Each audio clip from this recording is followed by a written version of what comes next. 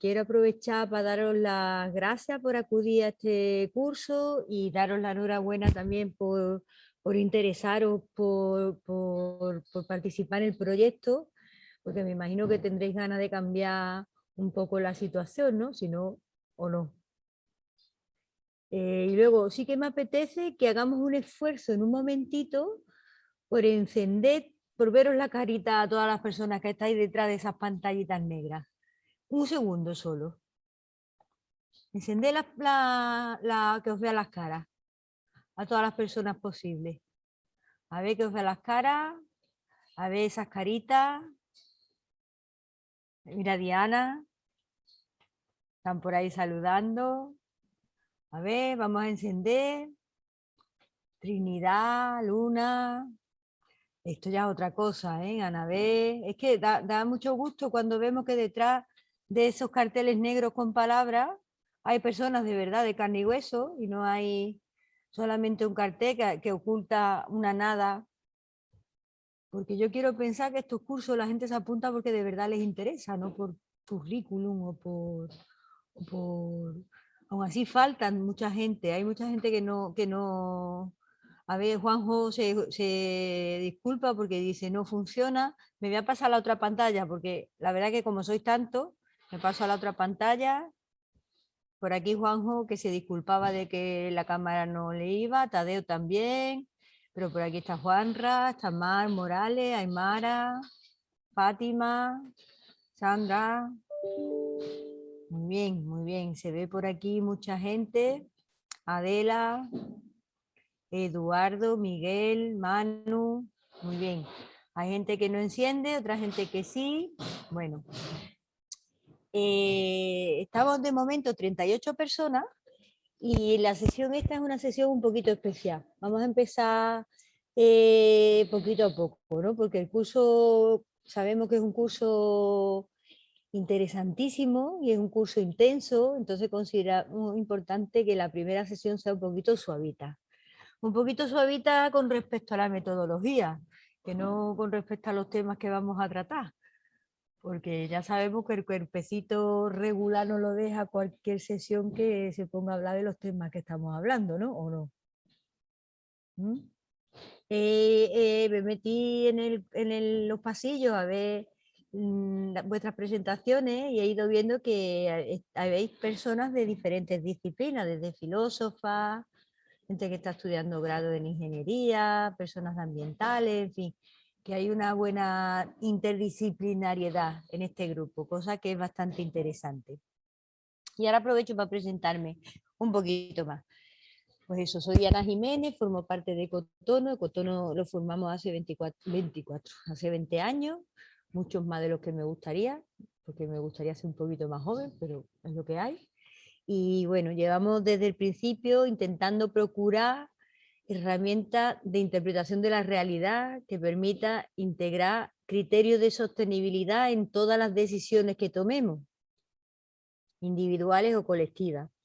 ¿Esto qué significa? Pues integrar criterios de sostenibilidad a la hora de movernos, vestirnos, alimentarnos, relacionarnos, habitar, participar, etcétera, etcétera, etcétera. Cualquier decisión personal, individual o colectiva que tomemos que tenga en cuenta criterios de sostenibilidad, que tenga en cuenta criterios de justicia global y que tenga una mirada, en este caso, feminista, de equidad, de igualdad de oportunidades y posibilidades de todas las personas que habitamos el planeta y también de las que quedan por venir. Así más o menos como suena. Podéis usar las reacciones. Si yo digo eso así, más o menos como suena. Podéis usar las reacciones, ¿eh? Los que tenéis las de esos abiertas podéis hacer así o así. O podéis poner más o menos. Me encanta por ahí la fiesta. Podéis usar reacciones. Vamos a intentar interactuar. Ya os digo. Y aunque voy a usar una presentación, vaya a estar interactuando incluso entre vosotros y vosotras. Yo pensaba que iba a ser 160, ya con 40 que somos, esto está chupado. Hombre, esto está chupado, que interactuéis entre vosotras y vosotros. Bueno, pues eso por ahí. Eso es ecotono. El hecho de que seamos una cooperativa, para mí por lo menos es importante, aunque estemos ahora mismo en una fase de transición, porque creo que es importante pensar colectivamente y creo que es importante resolver colectivamente también, ¿no?, los problemas. Y asumir colectivamente las responsabilidades. ¿Creéis que el cambio climático, la situación de emergencia climática en la que nos encontramos, se puede resolver individualmente? A ver, ponéis por el chat, podéis escribir por el chat. No, no, no. Ah, por ahí estaban poniendo también bonito. Suena bien, por lo de antes, no, individualmente no. O sea que son una parte sí, una parte sí. A ver, Adela, te tocó, ponte micro, contéstanos. Una parte sí, venga, argumenta. No me va, lo siento, no tiene cuento. ¿No quieres participar, Adela? ¿No te apetece? No te vamos a obligar, ¿eh? Si no te apetece.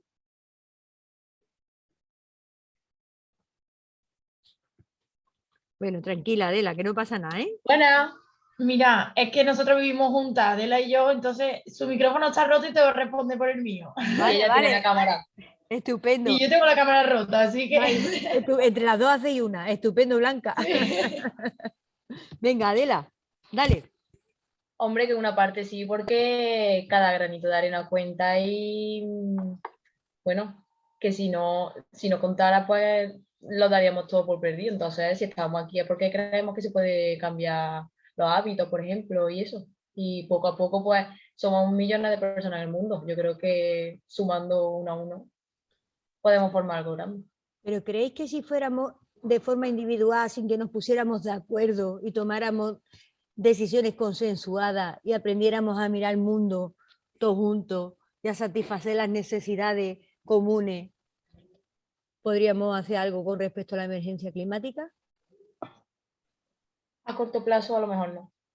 A corto plazo a lo mejor no, ¿no? ¿Y a largo plazo?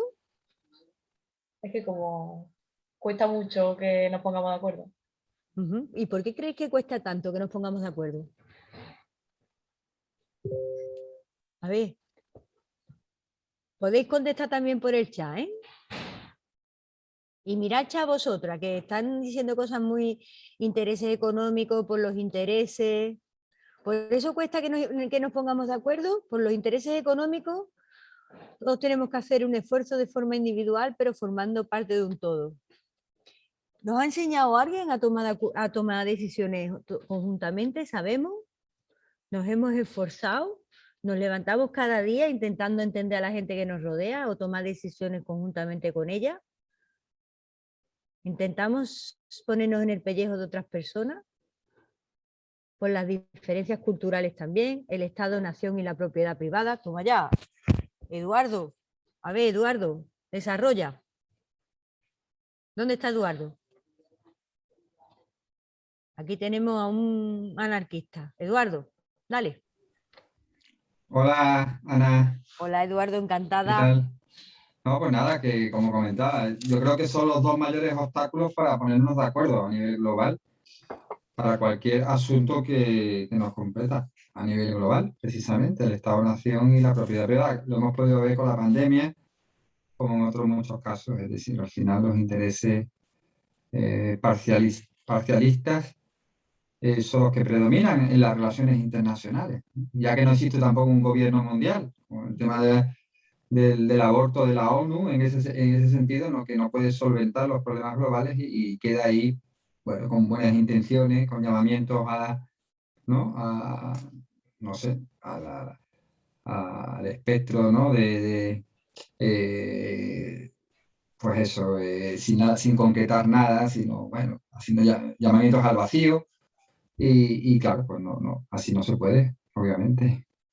Vale, me parece interesante tu aportación a nivel macro, pero hay una persona que es Flor GMA que dice, no, la educación que hemos tenido hasta ahora ha sido individualista y no nos han enseñado a pensar colectivamente. ¿Quién es Flor GMA? Ay, aquí está, que la veo ahí con su mascarilla, que ha hecho esa aportación. Desarrolla, Flor.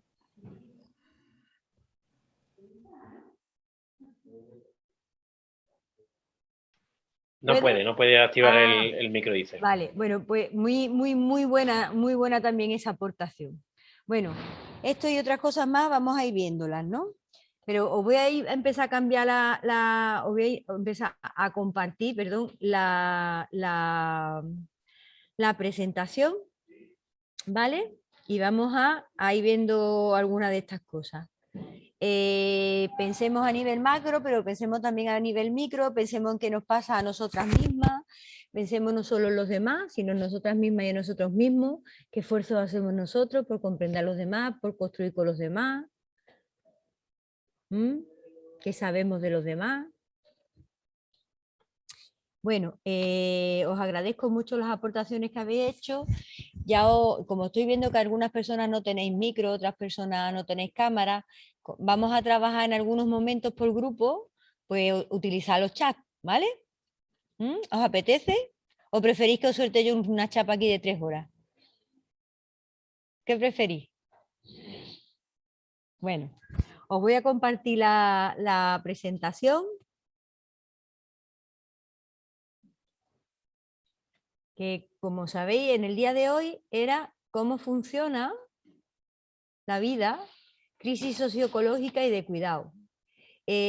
Sobre este tema van a volver mis compañeros y mis compañeras una y otra vez. Entonces, mi intención en el día de hoy, más que compartir con vosotros una exposición unilateral y una comunicación unilateral, quería intentar de alguna manera que fuera más participada y aproximarnos a una serie de ideas y de conceptos, ver qué concepciones previas traemos ya de casa, porque es muy importante ver qué traemos en las cabezas, pues si son ideas acertadas, concepciones acertadas, reforzarlas, y si son erróneas, desmontarlas. Así que os pediría que intentemos estar con las mentes abiertas, ver para qué necesitamos saber todo esto, o si realmente no necesitamos saberlo. No sé si creéis que es necesario o no saber cómo funciona la vida en una situación de emergencia climática, o eso es un saber que podríamos ahorrárnoslo. No sé hasta qué punto es un saber necesario o no, y nos aproximaremos a conocer algunos de los procesos que hacen posible la vida y otros procesos de los que atacan la vida. Eso es un poco lo que vamos a hacer de aquí a que nos despidamos, con un poquito de suerte, una menina antes de las 8. ¿Os parece? Bien, ahora sí que os veo a poquito. Veo a Flor, que parece una zapatista ahí con su Nieve también la veo con su mascarilla, lo que pasa que es blanca y parece menos zapatista. Una zapatista blanquita. Bueno, pues fijaros, tenemos aquí el planeta Tierra, que se formó hace 4.530 millones de años. Toma ya. La vida surge, al parecer, hace 3.500 millones de años. Y ahora nos encontramos con que el planeta es un sistema cerrado en cuanto a materiales y es un sistema abierto en cuanto a energía. ¿Esto qué significa? Bueno, un sistema, sabéis que es una suma de componentes relacionados entre sí, que es más y es menos que la suma de sus partes. Por ejemplo, mi cuerpo, yo, Ana, soy un sistema. Mi mano forma parte de mí, pero no es Ana. Forma parte del sistema, pero no es el sistema. ¿Me explico? Ana es más que la suma de sus partes. Si tú coges, a mí me descuartiza, por trozo no sería Ana, serían los trozos de Ana, pero no en relación. Cuando tú pones los trozos de Ana en relación, tiene una serie de características emergentes que hacen que sea yo, Ana, como por ejemplo la conciencia, la sensibilidad, la inteligencia o la falta de. Y luego tiene también una serie de características inmanentes, es decir, que las partes por separado tienen unas potencialidades que cuando están en conjunto no tienen. Esa es la definición más básica que existe de sistema. Bueno, pues la Tierra es un sistema, y además un sistema cerrado en cuanto a materiales y abierto en cuanto a energía. ¿Esto qué quiere decir? Que intercambia energía con el exterior, hecho que tiene que ver con el cambio climático, como veremos un poquito más para adelante, pero que no intercambia materiales, salvo algún meteorito o algún trozo que caiga al planeta, que es un aporte totalmente residual. No intercambia materiales con el exterior. Si no intercambia materiales con el exterior, hay una pregunta clave que es cómo se las ha arreglado la biosfera, que es vida y destrucción, cómo se las ha arreglado a lo largo de todos estos años, pues la vida lleva 3.500 millones de años, cómo se las ha arreglado para llegar hasta la actualidad. ¿Os parece una pregunta interesante? Pues esos son los procesos que han hecho posible la vida. ¿Qué vamos a hacer? Pues vamos a hacer grupos. Vamos a hacer 6 grupos y tenéis, en este primero os voy a dar como unos 15 minutillos para que os presentéis y anotéis cuáles son los procesos que han hecho posible la vida y los anotéis en el chat, ¿vale? ¿Os parece? ¿Ha quedado claro? ¿Sí? ¿Os apetece? Venga, esa cara de alegría, Eduardo. Venga, hay que pensar colectivamente. Vamos a ver qué tenemos en las cabezas. Pensad, si la Tierra no intercambia materiales con el exterior y lo que hay es lo que hay, ¿cuáles son los procesos que han hecho posible la vida y que la vida llega hasta hoy, hasta el día de hoy? ¿Vale? Venga. Bueno, ¿qué tal? Utiliza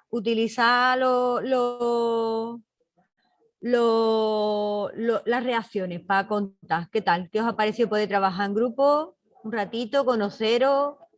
Algunos habéis podido poner cara, otras voces, otras por lo menos habéis comunicado por el chat.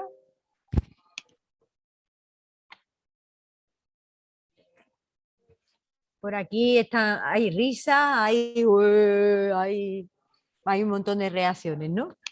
Y bueno, por aquí se han puesto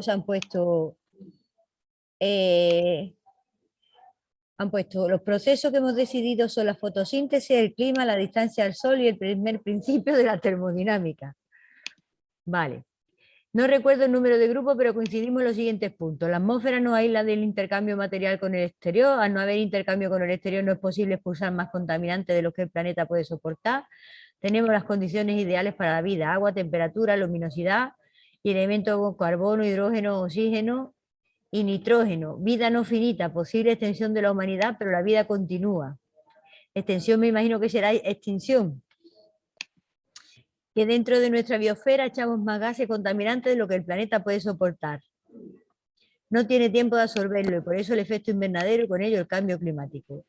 Procesos de cambios climáticos, temperaturas, glaciaciones, movimientos sísmicos, esos son los procesos que han hecho posible la vida. Antes decían, bajo mi punto de vista, lo decía Laura González, la vida ha sido posible gracias al respeto y la acción común. Es decir, si todos ponemos en común nuestros conocimientos, se pueden hacer muchas más cosas que de forma individual. Bueno, ahí eso lo dijo Laura. No ha vuelto a aparecer nada parecido. A ver dónde está Laura por ahí, que no la veo. A ver si está en la otra parte. Laura. A ver, Laura.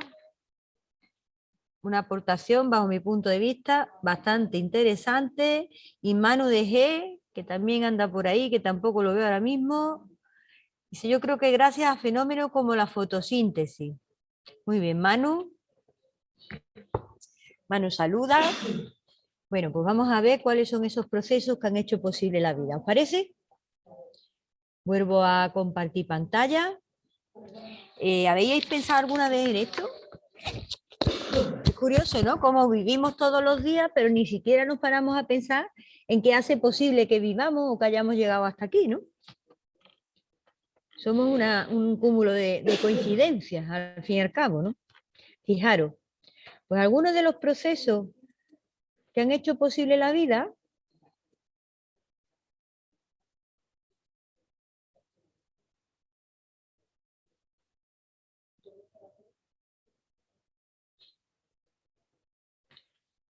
por ejemplo, es que la naturaleza se organice en ciclos cerrados. En la naturaleza no existen residuos, los residuos los hemos inventado la humanidad. Todo se convierte en otra cosa. Eso es uno de los procesos que ha hecho posible que la vida, lo vivo, llegue hasta hoy en día. Si no hubiera sido imposible, al no intercambiarse materia con el exterior, hubiera sido imposible, prácticamente imposible, que la vida o que los materiales hubieran llegado, ¿no? hasta la actualidad. ¿Todos los materiales responden a flujos cerrados? ¿A ciclos cerrados? Todos los materiales,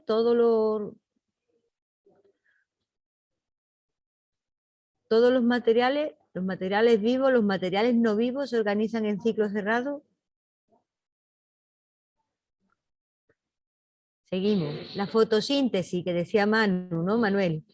La fotosíntesis es uno de los principales procesos que ha hecho y hace posible la vida en la Tierra. ¿Estamos de acuerdo con eso? Ahora vamos a ver estos dos aspectos, el de los ciclos cerrados y el de la fotosíntesis, lo vamos a ver con un poquito más de detenimiento. Otro de los procesos que hacen posible la vida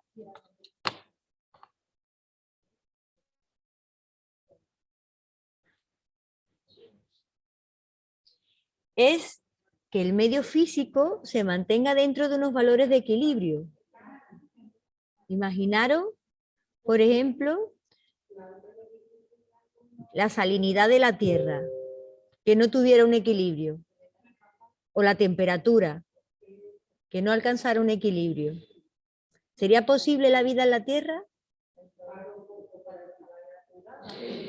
Otro de los procesos que han hecho posible la vida es el elevadísimo número de especies de seres vivos que existen en el mundo y las relaciones que se establecen entre ellas. Es decir, la biodiversidad de seres vivos y de ecosistemas. Si la biodiversidad no fuera tan elevada, tan elevadísima, en el momento que hubiera, por lo que fue una de las extinciones gordas, una de las extinciones importantes, la vida se hubiera puesto en un verdadero peligro, ¿no? La biodiversidad favorece la existencia de la vida en la Tierra. Luego, el medio físico en interacción con los seres vivos mantiene una serie de equilibrios y esto también hace que es otro de los procesos que hacen posible la vida. ¿O no? Por ejemplo, el agua. La cantidad de CO2 disuelto en agua. Los corales, fijando CO2 del agua. ¿Eso en equilibrio favorece la existencia de la vida en la Tierra? ¿Qué pasa si no se absorbe el CO2? ¿Tiene algo que ver con todo lo que estamos viendo? ¿Mm? Luego, otro de los procesos que ha hecho posible la vida en la Tierra han sido los transportes horizontales. O sea, en la naturaleza todos los transportes que se dan son horizontales, incluso lo de los ríos. Aprovechan la energía potencial de la gravedad, aunque a lo largo vayan de manera transversal, pero siempre aprovechando la energía potencial de la gravedad. Los transportes verticales los hemos inventado las personas humanas y siempre los transportes horizontales, los transportes verticales son los que aprovechan la energía potencial y los transportes horizontales los hemos inventado las personas y siempre hemos necesitado energía externa, aportes de energía externo. Primero eran energía animal y hoy en día pues energía en su mayoría procedente de combustibles fósiles. Y luego, el último de los procesos que han hecho posible la vida, que tiene mucho que ver con lo que decía Laura, son las relaciones de cuidado, que son esenciales dentro de los procesos que hacen posible la vida.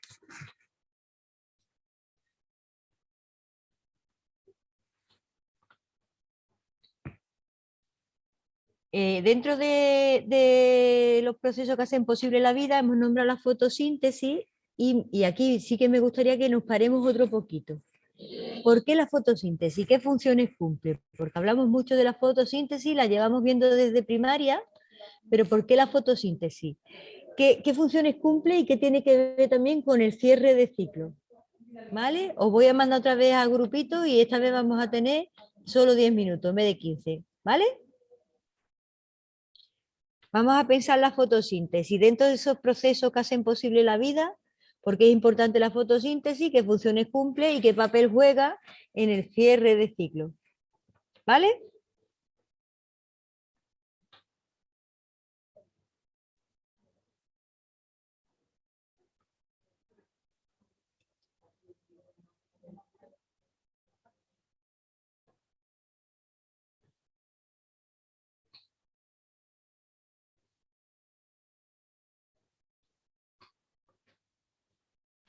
Estoy aquí, aunque tengo la pantalla quitada. Vale. Que antes no era capaz de salir, decía, vuelve y digo, no sé volver. Es que ¿sabes lo que pasa? Que no, yo tengo un problema con el Zoom, yo estoy desde Chrome, porque la aplicación no la tengo, entonces todo es un poco diferente y estoy un poco liado. He flipado mogollón. ¿Pausamos la grabación? Sí.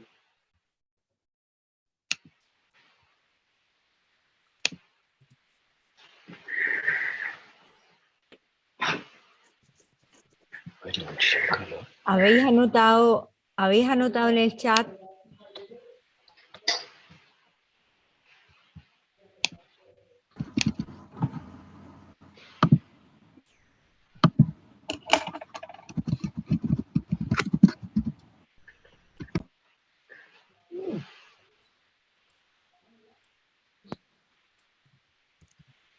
Uy. Hay alguien en el grupo 5 que es súper eficaz. Siempre en menos de 30 segundos ya tiene la respuesta ahí hecha. Máquina.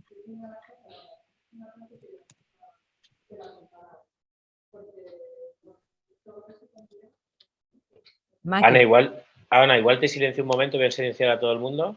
¿Sí? Sí. Vale, y ahora reactívate. Venga. Dice, Gracias.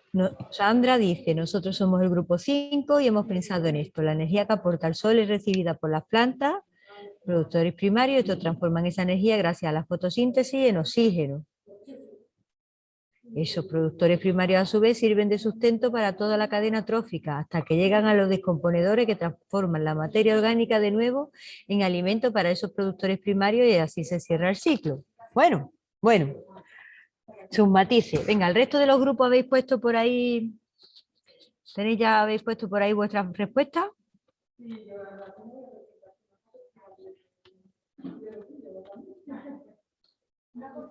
¿No? ¿No las vais a poner?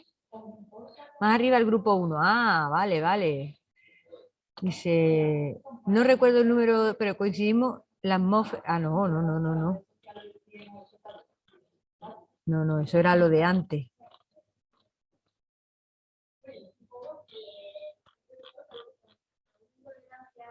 Grupo 1, producción de carbono, producción de oxígeno, producción y secuestro de CO2, propagación de otras formas de vida, alimento, contribuye al paisaje, tonalidad verde, contribuye al balance radiactivo, contribuye a los ciclos. Hemos decidido que la fotosíntesis es un proceso importante debido a que absorbe el CO2, el cual lo utiliza como fuente de energía y como desecho se obtiene oxígeno. Además, produce materia orgánica a partir de materia inorgánica. Respecto a sus funciones, coincidimos en que emite oxígeno, permite el desarrollo de la vida, vegetación y regula la temperatura. Vale. A ver, queda algún grupete más por ahí, ¿no? Es un proceso imprescindible para la vida, puesto que el mismo proceso que permite hacer dos funciones, por una parte, la nutrición y la respiración de los organismos aerobios. Yo sí veo el mensaje de Cristina, por aquí Adela. Sí, sí, ya ve el de Cristina, a ver cuál es el de Cristina.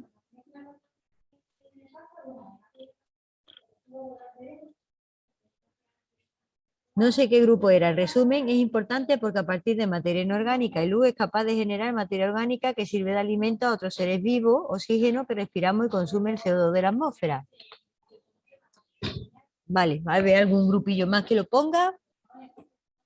Bueno, más o menos tenemos una idea aproximada de lo que significa la fotosíntesis, en algunos casos parcelar, casi todo el mundo la relaciona con el oxígeno por un lado y con el CO2 por otro, pero es importante tener en cuenta que la fotosíntesis es uno de los procesos más importantes de la naturaleza porque es uno de los procesos que sustentan realmente a la vida. Os voy a poner un esquema muy básico.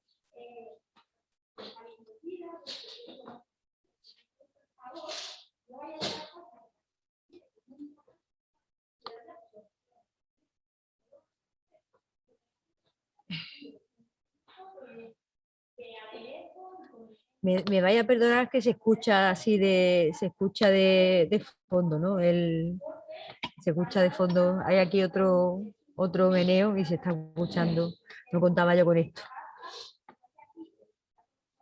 Bueno, pues os voy a poner un esquema muy sencillo.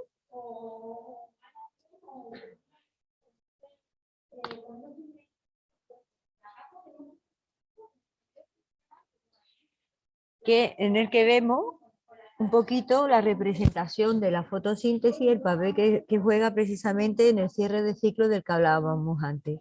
La fotosíntesis es el único proceso por el que los organismos somos capaces de coger la energía del sol, o sea, los organismos fotosintéticos captan la energía solar y la ponen a disposición del resto de los seres vivos. La energía del sol que nos llega es ilimitada, pero eso no significa que esté disponible para el resto de los seres vivos, ni siquiera para las personas. A través de la fotosíntesis, los organismos fotosintéticos como las plantas, las algas, son capaces de captar el CO2 de la atmósfera, lo fijan, cogen la energía solar y elaboran estructuras que la ponen a disposición del resto de los seres vivos. Pues en forma de tomate, de lechuga, de hojas de árboles, etcétera, etcétera. Y se inicia así la red trófica. Ya no podemos hablar de cadena trófica, tenemos que hablar de red trófica porque la naturaleza es bastante más compleja que una red. Y como muy bien comentabais por ahí, terminan en los organismos descomponedores que vuelven a liberar otra vez el CO2 a la atmósfera y cerrando los ciclos de materiales que antes comentaba, ¿no? Cuando decía que no existía ningún tipo de residuo en la naturaleza. Perdona un segundito porque voy a decir que intenten bajar un poco la voz. Un segundito.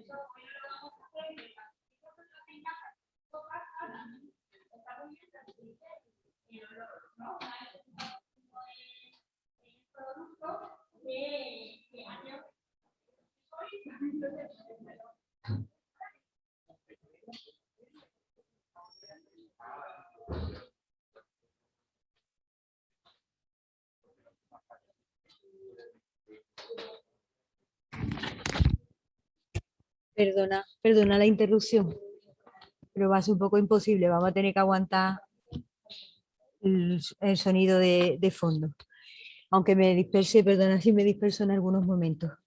Bueno, por eso hablaba de la fotosíntesis. La importancia de la fotosíntesis es esencial, es vital para la vida, porque es el proceso que es capaz de utilizar la energía solar y ponerla a disposición del resto de los seres vivos. Como veis, contribuye en el cierre en el cierre de ciclo y y bueno, participa de estos procesos. Teniendo en cuenta esto, teniendo en cuenta la fotosíntesis y todos los productos, los materiales fotosintéticos, todos los recursos que proceden de la fotosíntesis, que serían todo lo vegetal, todo lo animal, todo lo que tiene que ver con la biomasa, a todo eso lo que llamamos los recursos que son realmente renovables, ¿no? Nos hablan de la energía renovable, pero las energías renovables en realidad no son tal. La naturaleza de la energía renovable puede ser el viento, puede ser el sol, pero sin embargo para esas energías, ponerlas a disposición del uso humano, necesita de otro tipo de materiales que no son renovables. Y os hago una pregunta bastante simple, para eso elimino,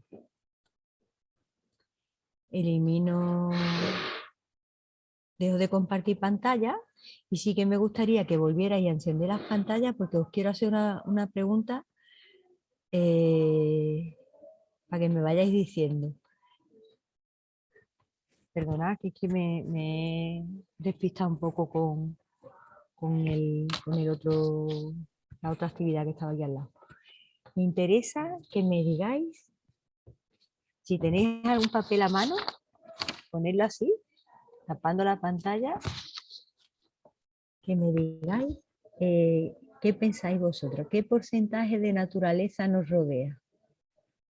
Porque estamos hablando de naturaleza, estamos hablando de la fotosíntesis, estamos hablando de la vida, de la naturaleza, de los ciclos, de cómo hemos llegado hasta aquí, pero realmente ¿de qué estamos hablando cuando estamos hablando de naturaleza? ¿Qué porcentaje de naturaleza? ¿Quién piensa ahora mismo? Os rodea a vosotras en vuestras casas, y podéis contestar también por el chat. ¿Quién piensa que entre el 0 y el 20%?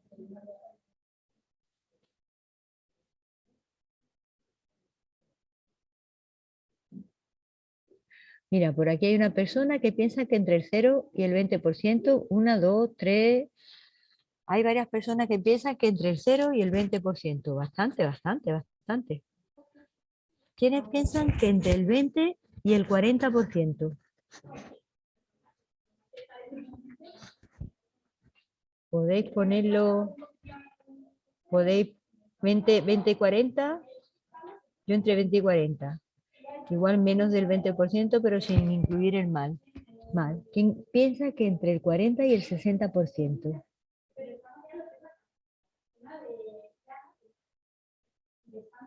¿Quién piensa que entre el 60 y el 80%? En este mismo momento.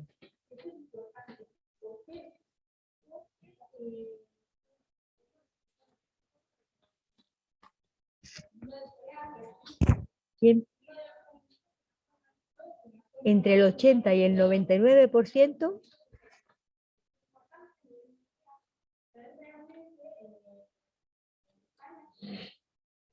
¿Y hay alguien que piense que el 100%? Aymara, venga, Aymara. Comparte con nosotros por qué. Bueno, porque todo viene de la naturaleza. Lo que pasa que luego en el camino se puede transformar en diferentes cosas, pero todo viene del origen natural. Todo lo que hay a nuestro alrededor.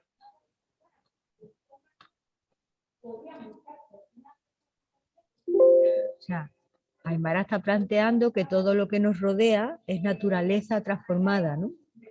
Todo, absolutamente todo lo que nos rodea es naturaleza transformada. Pensad en algo de lo que os rodea ahora mismo que no proceda de la naturaleza.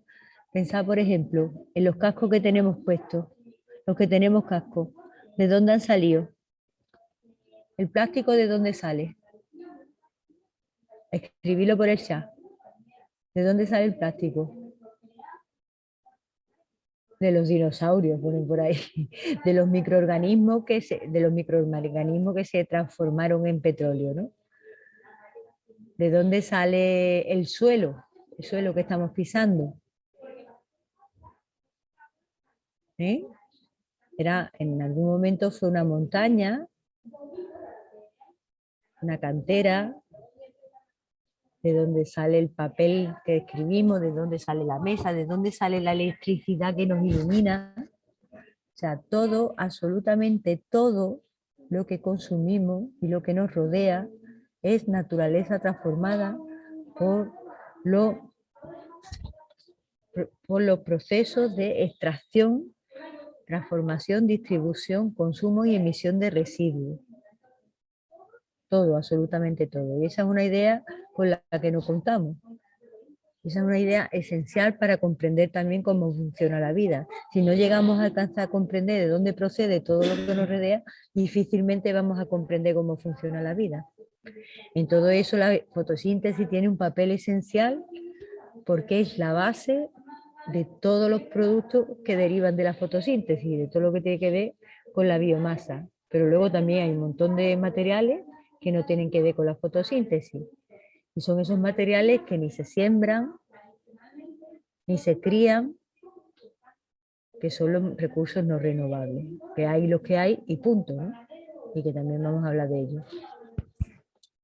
No sé si os sigue resultando, si seguís escuchando demasiado o me escucháis ya más a mí. ¿Bien? Vale.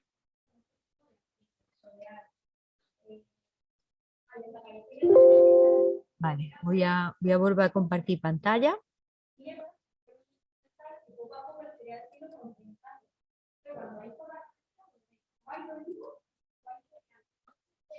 Bueno, pues era importante el concepto, o sea, que tuviéramos en cuenta esta idea de la naturaleza para que tengamos siempre presente que es importante comprender cómo funciona la vida y cómo funciona el mundo y que tengamos presente que somos ecodependientes, porque como todas las especies vivas, para existir y reproducirnos dependemos de una naturaleza que nos proporciona todo, absolutamente todo lo que necesitamos o usamos para vivir. Somos, por tanto, naturaleza, seres ecodependientes sujetos a los límites físicos del planeta que habitamos, porque tiene límites, ya lo hemos visto, compartimos y se supone que deberíamos dejar en herencia a la gente y otros seres vivos del porvenir, no solo a las personas. Y luego, si os acordáis de esos procesos que hacían posible la vida, habíamos hablado de los procesos que tenían que ver con la biodiversidad, de la relación de los seres vivos con el medio físico, el cierre de ciclo, todos los procesos que tienen mucho que ver, tienen como base la fotosíntesis, y luego habíamos hablado de los cuidados. Pues los cuidados sobre todo tienen que ver con las personas, ¿no? Con la vida humana. Evidentemente, cuando hablamos de cuáles son los procesos que hacen posible la vida humana también es una vida que nos interesa, aunque sea en la mayoría de las ocasiones, pues sea la vida que más nos interese, ¿no? Sobre todo la gente que somos más antropocéntricas ponderadas, aunque sepamos y asumamos que somos totalmente ecodependientes. Las personas dependemos las unas de las otras, somos interdependientes, la vida humana no es una certeza, solamente es una posibilidad. Y una gran parte de nuestra dependencia recae en los cuidados, que son las tareas que hacemos para mantener la vida. Cuidamos el cuerpo, el corazón, las relaciones y el mundo, y son mayoritariamente feminizadas y por tanto invisibilizadas, desgraciadamente. Cuando reivindicamos los cuidados como una tarea asignada mayoritariamente a las mujeres, con eso no queremos solo reivindicarlo, sino también queremos corresponsabilizarnos, queremos que los cuidados realmente se repartan. No estamos haciendo una reivindicación de que los cuidados son cosas de mujeres, ni muchísimo menos. Más ejemplos de cuidado es atender a otras personas o seres vivos, a la naturaleza, consolar, enseñar, cuidar de las personas enfermas, alimentar, criar, cocinar, lavar, coser, sanar, reciclar, reutilizar, generar redes de cuidado colectivo, asistir a manifestaciones o participar en actividades para mejorar los derechos humanos y la conservación del planeta. Evidentemente no son actividades exclusivas de mujeres, pero sí mayoritarias. Si nos fijamos, cuando se habla de los cuidados, siempre sabemos que evidentemente cada vez afortunadamente participan más hombres de estas tareas, pero hay que reconocer que cuando tú vas a un hospital por la noche, las personas que no siendo personal sanitario están cuidando de las personas enfermas, siguen siendo mayoritariamente mujeres. Cuando vas a la puerta de un colegio, las personas que llevan a las crianzas al cole siguen siendo mayoritariamente mujeres. Cuando vas a los mercados, un día que no es de fiesta, el día en el que las personas satisfacen sus necesidades básicas, siguen siendo mayoritariamente mujeres. O sea que las tareas de cuidado siguen recayendo principalmente sobre las mujeres, ¿no? Y las personas, pues como os decía, las personas no hubiéramos sobrevivido sin esas tareas de cuidado. Hay un libro muy interesante de Almudena Hernando que se llama La fantasía de la individualidad, que va explicando cómo la identidad del hombre se ha ido construyendo en base a una fantasía, ¿no? Una fantasía totalmente falsa, y basada en que la mujer es la que siempre ha mantenido la identidad relacional, ¿no? Que es la que ha permitido y la que ha favorecido, pues, que se pueda permitir esa falsa individualidad, ¿no? Y desde la economía feminista pues se habla siempre de que la economía de los cuidados es la que ha permitido al fin y al cabo que se genere esa falsa ilusión del obrero champiñón, ¿no? Que brota como si no hubiera necesitado alguien que lo cuide, alguien que le haga de comer, alguien que, para que luego él pueda producir en el sistema en el que el sistema que nos organiza. Ahora lo vamos a ver. Fijaros, las personas aparecimos realmente hace muy poco, porque en toda la cantidad de millones de años que lleva el planeta, hace 2.500 millones de años, el equivalente a 47 segundos en un día entero de la existencia del planeta. Sería el momento en el que aparecieron las personas. ¿Cómo hemos ido apareciendo? Pues fijaros, si vemos la evolución de la población humana a lo largo de la historia, vemos cómo es a partir de este momento, años antes del presente, o sea, apenas 200 años antes del presente, que empieza a dispararse exponencialmente la curva demográfica. Es cuando realmente empieza a haber un montón es cuando empieza realmente a ver, cuando se dispara por completo la población a nivel mundial. ¿Qué sucede en este momento? Pues justo coincide con el momento de la revolución industrial y coincide con el auge del sistema socioeconómico que nos organiza en la actualidad. Pasamos de un mundo vacío, de personas a un mundo lleno de personas, y de un mundo lleno de recursos a un mundo vacío de recursos. ¿Cómo nos distribuimos? Pues fijaros cómo va evolucionando la proporción de personas entre lo rural y lo urbano. En el año 1800 prácticamente las personas vivían en el medio rural, las personas que vivían en las ciudades eran anecdóticas prácticamente, y se prevé que para el 2030 pues haya muchas más personas viviendo en ciudades que viviendo en el medio rural. ¿Esto qué significa? Supone un auténtico problema, teniendo en cuenta que las ciudades no producen.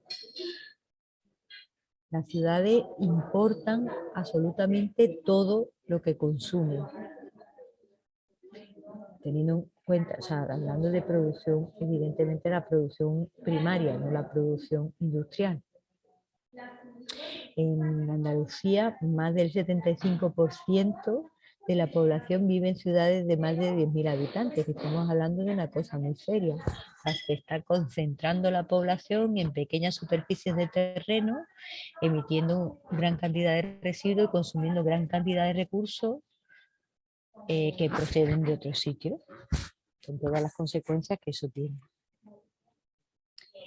Y luego, además, nos distribuimos en torno a un sistema agro-urbano industrial que está organizado por un sistema económico que es el capitalista, que tiene como características definidas, que no son características que les atribuyan personas de ideología altermundista, sino esas son las características inherentes al sistema capitalista, que es el crecimiento económico y la acumulación de capital ilimitado en un sistema finito, o sea, busca el crecimiento económico en un sistema que tiene límite en los recursos. Queremos crecer en un sistema que tiene límites, no sé si llegamos a comprender las repercusiones que eso tiene, y una acumulación y concentración de capital, evidentemente en manos de unos pocos, poderosos, basándose en la plusvalía, que es el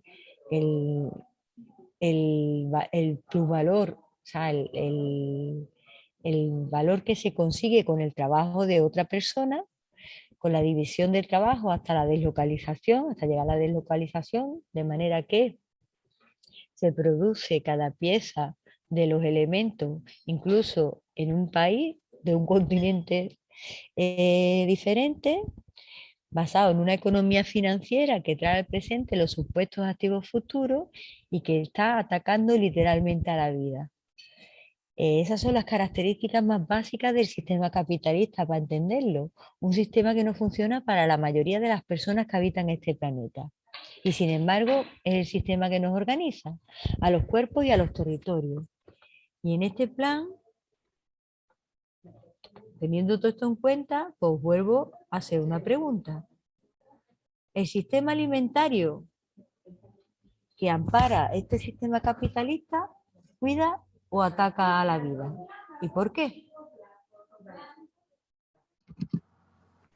El sistema alimentario actual ataca la vida porque no está orientada a cubrir las necesidades humanas, sino el de beneficio económico, aunque ello signifique socavar las bases biológicas, geológicas y sociales que lo sustentan. Una de las respuestas.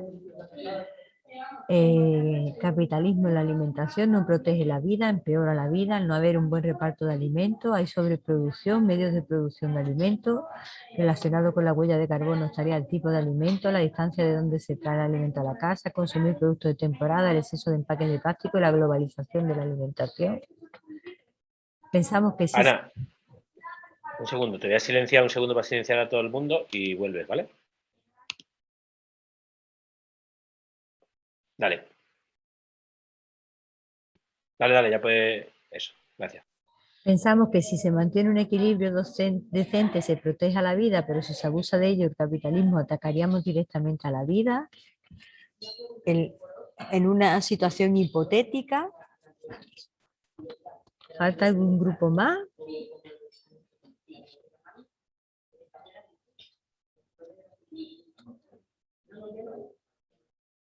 Bueno, la verdad es que los grupos están haciendo aportaciones interesantísimas, pero tenemos claro que este sistema que nos organiza o nos desorganiza, y que, como hemos visto, por definición y por lógica operacional, busca el crecimiento económico limitado, un planeta con límite, la acumulación de capital, basándose en la plusvalía y en la deslocalización, en la división del trabajo y en la especulación.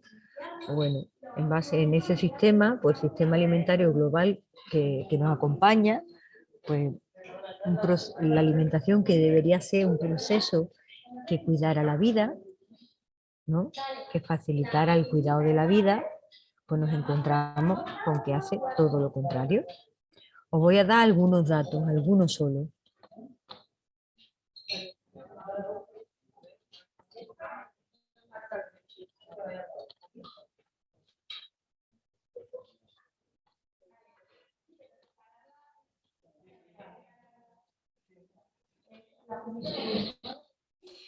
Pues una quinta parte de las emisiones de gases de efecto invernadero son generadas por la agricultura, la actividad forestal y el cambio de uso de tierra. Esto está sacado de un estudio de la FAO, que es una entidad que, desde luego, sospechosa de ser altermundista no es. No está sacado de un informe de Ecologistas en Acción ni de Greenpeace. ¿Vale? 793 millones de personas, aproximadamente el 11% de la población mundial, padecen hambre crónica. sea, el sistema alimentario mundial no está alimentando al 11% de la población mundial. O sea, es un dato que nos pone de manifiesto como un sistema que ataca la vida directamente. Algo que no cubre las necesidades básicas y elementales de una parte tan importante de la población mundial, desde luego deja mucho que desear, ¿no? La producción agrícola ha crecido entre 2,5 y 3 veces gracias al aumento significativo de la productividad de los principales cultivos, a base de insumos. Los insumos son los productos fitosanitarios, los fertilizantes, pesticidas, que además para su fabricación consumen muchísima energía. Y el consumo de energía siempre es a costa de combustibles fósiles que emiten muchísimo CO2. Y algo tiene que ver CO2 con esto que nos atañe, ¿no?, en este curso de emergencia climática. Bueno, esto se asocia a la degradación de los recursos de tierras y agua y al deterioro de los ecosistemas y servicios relacionados. La agricultura ya utiliza el 11% de la superficie terrestre del planeta para la producción agrícola. O sea, fijaros, ¿qué sucede con los ecosistemas que albergan la diversidad, la biodiversidad tan necesaria para cuidar la vida, para que exista la vida? Y también consume el 70% de todo el agua que se extrae de los acuíferos, ríos y lagos. Esto está sacado de otro estudio de otro año, ¿no?, de la FAO. O sea, fijaros, ¿no? Cuando se habla, por ejemplo, en Andalucía del consumo de agua, la gente ignora que el 80% del consumo de agua en Andalucía está en manos de la ganadería y la agricultura, principalmente la agricultura, por tener un sistema agrícola que está basado en el regadío. Un sistema agrícola que no se adapta a las características de la zona, sino que piensa más en la productividad que en la satisfacción de las necesidades básicas de la gente. No pone la vida en el centro, lo que pone en el centro es a los mercados. Entonces luego nos vienen con campañas de sensibilización respecto al consumo de agua y nos dicen que cerremos el grifo al lavarnos los dientes. Que bueno, eso no es que no haya que hacerlo, claro que hay que hacerlo, pero el impacto que eso tiene es mínimo comparado con el impacto que tiene por el consumo, por ejemplo, de productos agroecológicos y no ecológicos, que son los que tienen en cuenta el consumo de agua en la producción. Fijaros, esta gráfica, que a mí me parece tremenda, nos muestra cómo se va concentrando, cómo las tierras de cultivo por persona van disminuyendo, mientras que la producción va aumentando. Y eso es evidentemente a costa de insumos, de productos fitosanitarios y fertilizantes que envenenan la tierra, el agua, el aire y los cuerpos. Y mientras tanto,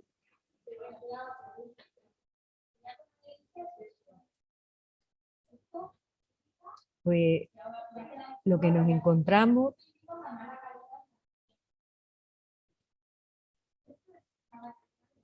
son alteraciones climáticas, la pérdida de biodiversidad, la pérdida de superficies forestales, la pérdida de biodiversidad, o sea, de los saberes tradicionales, de cómo gestionar los recursos autóctonos en cada sitio, y eso, el envenenamiento de los recursos, guerras, los desplazados climáticos, o sea, eso es lo que nos vamos encontrando, ¿no?, en este sistema, a causa de este sistema capitalista biocida, ¿no?, que ataca directamente a la vida.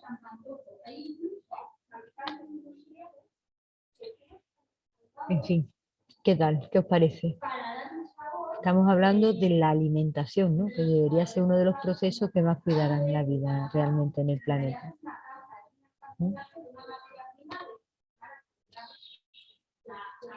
¿Queréis que sigamos un poquito más? Poniéndonos el cuerpecito listo.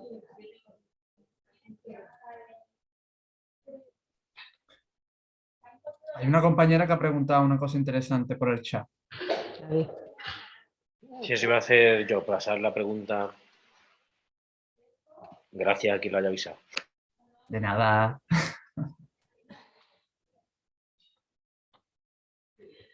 Pues sí que es interesante la pregunta. Dice, si aún cultivando de forma intensiva el 11% de la población pasa hambre, si se cultivase de forma más sostenible, ese porcentaje aumentaría porque habría menos alimento para todos.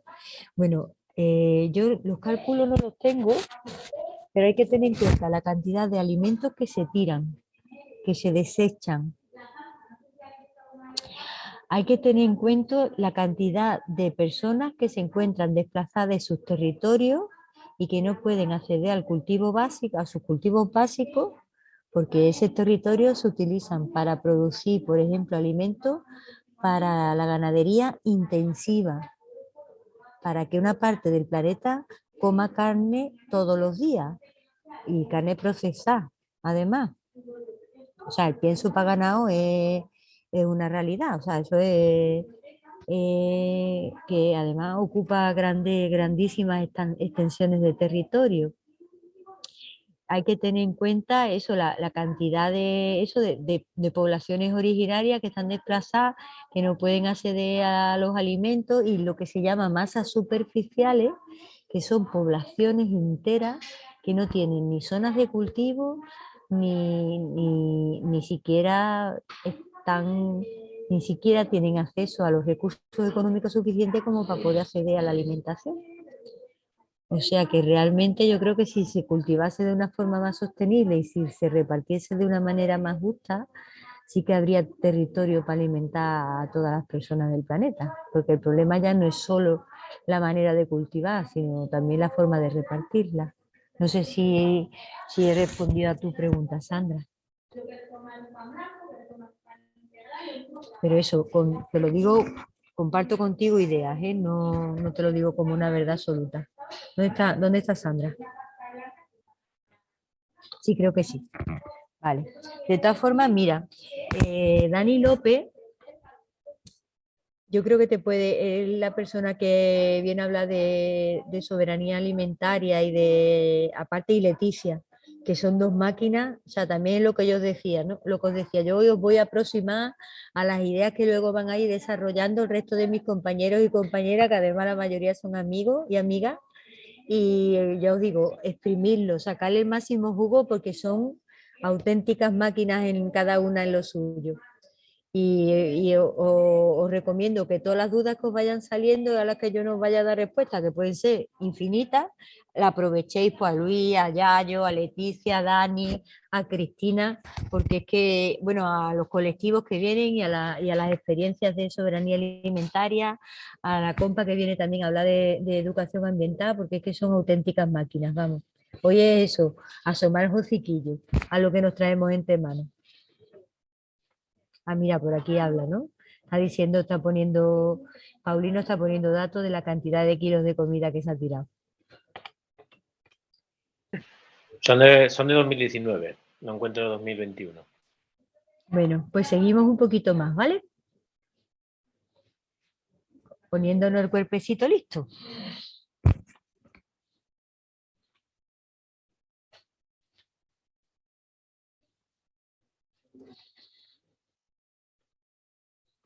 Bueno, pues es importante, por tanto, conocer cuáles son las características del modelo de desarrollo, entre comillas, del modelo económico que nos organiza y que hace que sea insostenible. Sobre todo porque si empezamos necesitamos comprender cuáles son los procesos que están atacando a la vida, cuáles son los procesos que están, entre otras cosas, alterando el clima, cuáles son los procesos que nos están llevando a esta situación de emergencias climáticas y de crisis sistémica, porque es importante empezar a construir alternativas comunitarias globales que sean realmente alternativas. No sé si os acordáis, ahora sí que lo podemos atar con el comentario que planteábamos antes, teniendo en cuenta este panorama, Las acciones individuales son importantes, evidentemente, pero ni de lejos son suficientes. O sea que tenemos que empezar ya a pensar en, en acciones colectivas y en alternativas realmente comunitarias y que se vayan convirtiendo en globales. Y esto es muy, muy, muy, muy, muy importante de cara a las acciones que después planteemos dentro de esos planes de emergencia climática en los campus universitarios, que no nos podemos quedar o no solo nos podemos quedar con propuestas individuales, sino que tenemos que ir un poquito más allá, ¿no? Tenemos que ir un poquito, propuestas más radicales, que vayan más a la raíz de la problemática. Bueno, algunas características del modelo capitalista que muchas veces ni siquiera nos damos cuenta y que lo hacen insostenible sería esta, ¿no? Una de ellas es la apertura de ciclo. Si vemos la apertura de ciclo, el consumo creciente de recursos materiales y energéticos, que además he visto que alguien lo había colocado en el chat, consumo mayoritario de elementos de la corteza terrestre, esos productos que no se siembran, no se crían, no se cultivan. Y luego el consumo de la biomasa, que son esos productos procedentes de la fotosíntesis, pero muy por encima de las posibilidades productivas, una tasa muy superior a la tasa de producción propia de la vida. Cuando hablamos de apertura de ciclo, fijaros, tenemos el metabolismo social, en el que hay una serie de procesos que están relacionados con la satisfacción o pseudo-satisfacción de las necesidades humanas.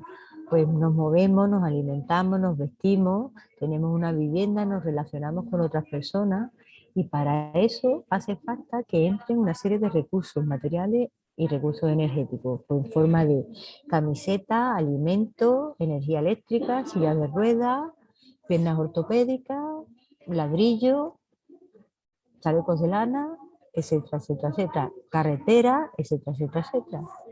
Y luego hay una serie de salidas que son en forma de residuos sólidos, líquidos y gaseosos. Dentro de esos residuos gaseosos, por supuesto, está el CO2, que es el que está provocando el incremento en el efecto invernadero y que está alterando el clima, provocando la emergencia climática en la que nos encontramos. A esto nos referimos cuando hablamos de apertura de ciclos. Si os fijáis, antes hablábamos de que la naturaleza cierra ciclos mientras que el sistema agro-urbano industrial los abre. Y basándose en procesos industriales estandarizados y groseros, generadores de todo tipo de residuos que no se pueden volver a incorporar a los ciclos naturales de la vida. Luego, un consumo creciente de recursos materiales y energéticos. O sea, no solo consumimos, sino que además cada vez consumimos más. En esta gráfica, que es muy interesante, está sacada de la tesis del economista ecológico Óscar Carpintero, vemos cómo hay una equivalencia entre el crecimiento del Producto Interior Bruto y la tasa de requerimientos materiales. ¿Esto qué significa? La tasa de requerimiento material es un indicador que nos va diciendo cuántos recursos materiales va consumiendo un país durante un periodo determinado. Pues este hombre se puso a contabilizar del 55 al 2000 cuánto había sido esta tasa de requerimiento material y cuánto había crecido el Producto Interior Bruto. Y como veis hay una equivalencia casi perfecta. El Producto Interior Bruto, que si os fijáis es el único indicador que tenemos en los países occidentales para medir el bienestar del país, es un indicador que mide solamente lo que genera intercambio monetario, intercambio de dinero. Fijaros, cuando hablamos de PIB, computa al PIB y qué computa y qué no computa. Que esto es un indicador súper perverso, porque cuando estamos hablando de PIB, si hablamos de un bosque maduro, de un bosque estructurado, de un bosque con un alto grado de biodiversidad que cumple sus funciones,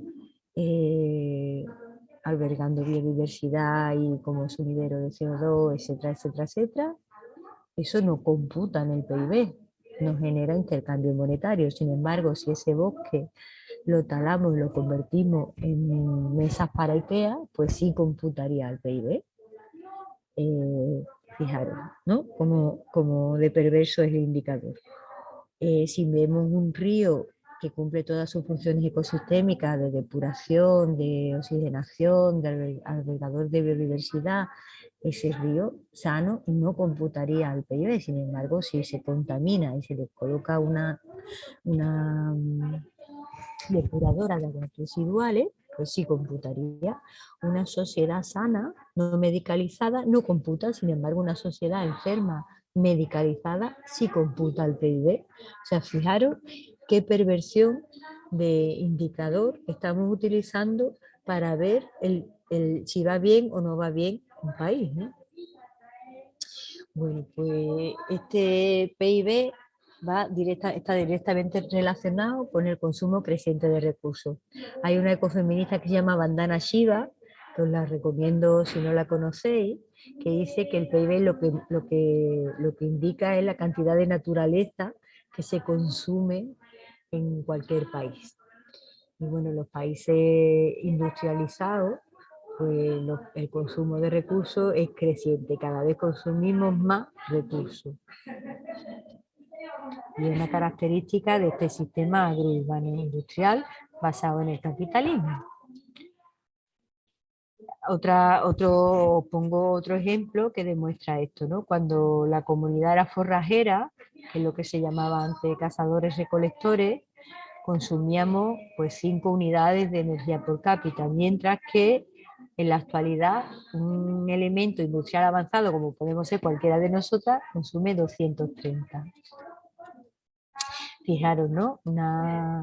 Dos personas que tienen sus necesidades básicas cubiertas, fijaros la diferencia en el consumo y en la emisión de residuos, consumo de recursos y la emisión de residuos, con una diferencia bestial, ¿no? Sin embargo, las necesidades básicas las tienen cubiertas, lo que cambia es la manera de satisfacerlas, a costa y a expensa del esquilmar los recursos naturales.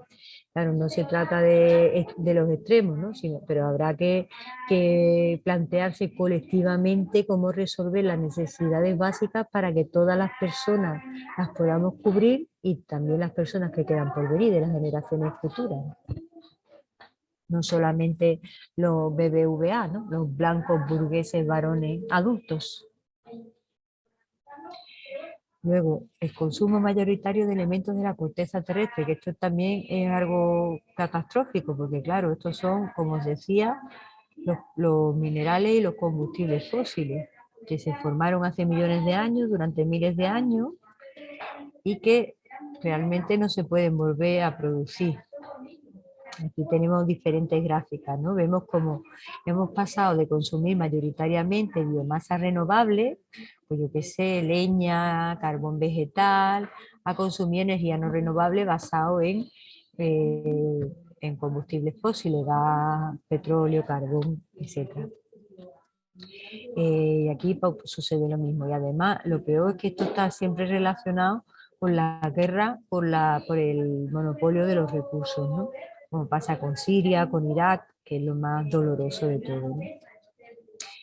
Los productos de la extracción de materiales de la corteza terrestre multiplican por 3 a los derivados de la fotosíntesis, por 3 o por 4, porque esto era una frase que decía Naredo en el 99 y en estos últimos 22 años seguro que la cosa se ha multiplicado.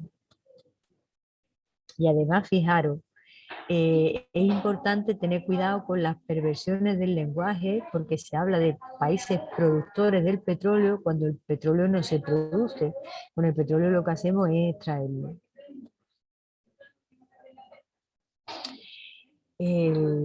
Bueno, os doy datos también de cómo se ha ido multiplicando el consumo de petróleo, por tanto las emisiones de CO2 y el PIB mundial, pero no en todos sitios por igual. Otra de las características de este sistema urbano industrial basado en el capitalismo que consume la biomasa muy por encima de las posibilidades productivas. En este caso, la Tierra tiene 51 millones de hectáreas. Solo 12 millones de estas hectáreas son bioproductivas. Cabríamos a una con 8 hectáreas por habitante. El espacio bioproductivo consumido hoy por habitante es de 2,2. Una persona estadounidense consume 9,6 hectáreas, una canadiense 7,2, un francés 5,8, sin embargo un hindú 0,8. Estamos acrecentando nuestra deuda ecológica consumiendo el capital natural o los fondos naturales, fondos raíces. Siempre además se tiende a culpar a los países empobrecidos de los problemas de contaminación a nivel mundial, ¿no?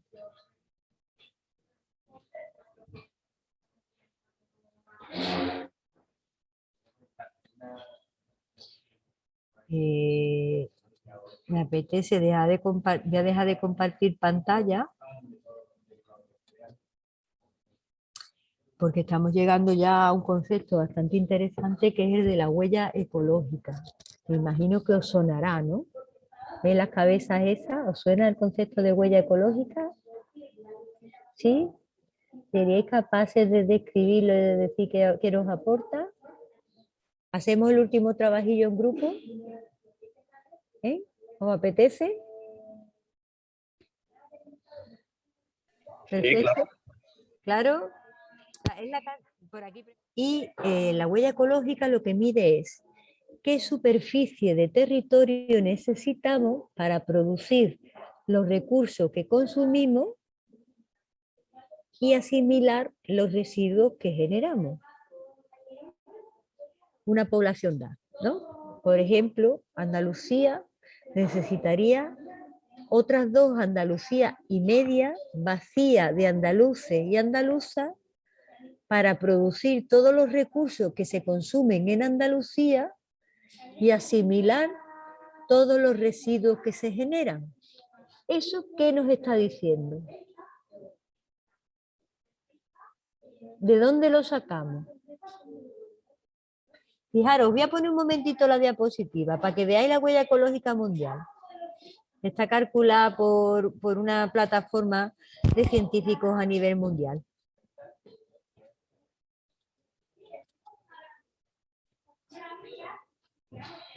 Esta gráfica nos dice que ahora mismo en la actualidad necesitamos medio planeta vacío de terrícolas para consumir todo, o sea, para producir todo lo que consumimos y asimilar todos los residuos que generamos. Pero claro, no en todos los sitios es igual, es por igual. Por aquí Juanra dice de otros territorios y que consumimos por encima de nuestras posibilidades. Juanra, efectivamente, consumimos de otros territorios que tienen una huella ecológica bastante menor que la nuestra.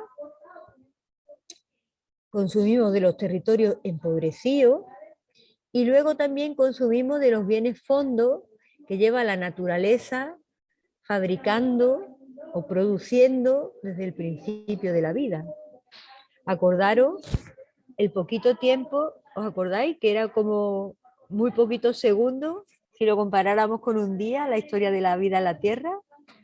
Pues en ese poquito tiempo que llevamos las personas, nos estamos papeando pues toda la biodiversidad y toda la biomasa que se ha ido generando y toda la naturaleza que se ha ido generando desde que existe el planeta y desde que existe la vida en la Tierra. Y eso está provocando además que estemos impidiendo que las generaciones futuras puedan disponer de esa naturaleza que les permitiría satisfacer sus necesidades básicas. La huella ecológica son esas las dos cosas que nos muestra. Por un lado, que estamos en unos territorios apropiándonos de los recursos de otros y por otro lado, que además nos estamos papeando los bienes raíces, lo que se llama capital natural, pero por no llamarlo capital, ya que la manera de nombrar las cosas tampoco es neutral. ¿Puedo repetir de nuevo la huella ecológica? Claro que sí. De todas formas, esta presentación os la pondremos a disposición vuestra, por supuesto, para que la uséis, la repliquéis, la modifiquéis. Y os agradecemos si citáis la fuente, la verdad, pero que podéis hacer con ella lo que queráis, ¿vale? Como todo lo que tenemos en Ecotono, que todo es para que se utilice, para que lo utilice el común, ¿vale? La huella ecológica es de una población dada, es la superficie necesaria para que se generen todos los recursos que consume esa población y asimile todos los residuos que genera.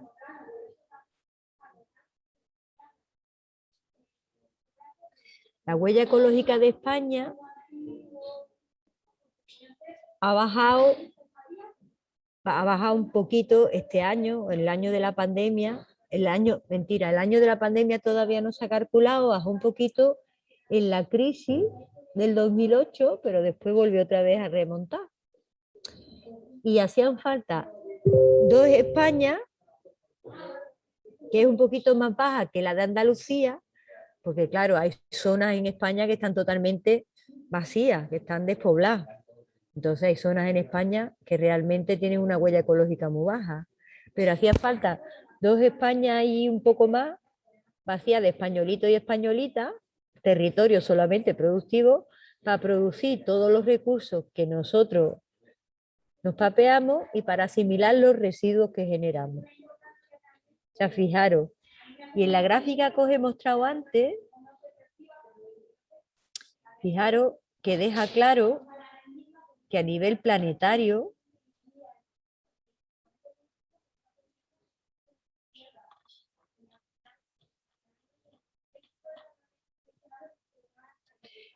tenemos un problema, Houston,